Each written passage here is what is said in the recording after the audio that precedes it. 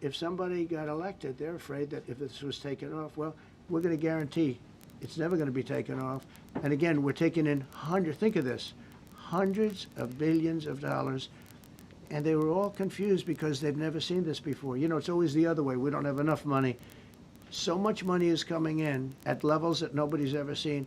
But most importantly, we have factories being built, car plants being built, companies moving to our country like never before. If you look at 15 trillion, and that's only in a few months, you know, I haven't been here that long. Presidents like the last one was a disaster. He's the worst president in the history of our country, by the way. What he did on our border can never, ever be forgotten. To me, that's the worst of all the things. And he's done some terrible things, grossly incompetent. Nobody knew it was him because I don't think it was him. I think it was whoever was controlling the auto pen. But our country is doing great.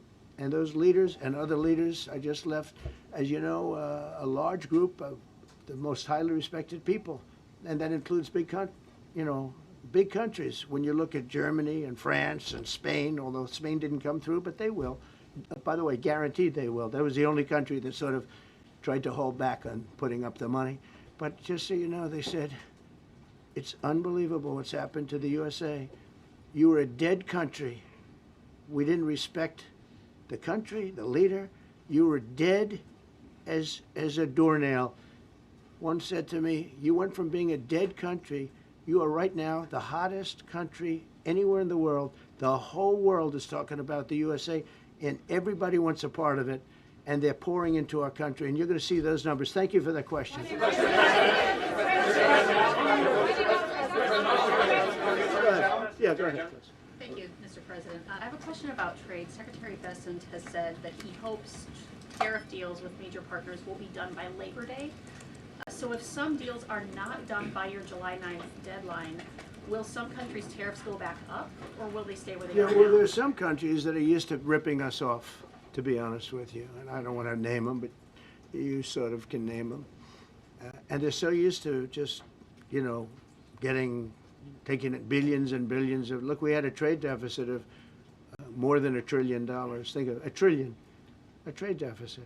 That's because nobody cared. We cared a lot when, you know, I took in hundreds of billions of dollars in tariff. We had the greatest economy in history up until now. I think we're going to blow it away. But during my time, and especially prior to COVID, we had the greatest economy in the history of our country.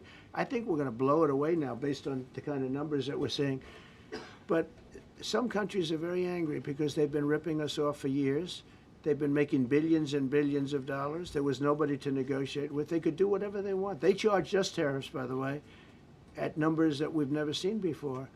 And we ended up losing much more than $1 trillion a year. $1 trillion a year on trade. And now they're being met with a force that's far greater than them, and they don't like it. So they're upset because instead of making, you know, $5 billion, they're going to break even. Or they'll make a little bit. I want to be nice. They'll make a little bit. Or we'll make a little bit.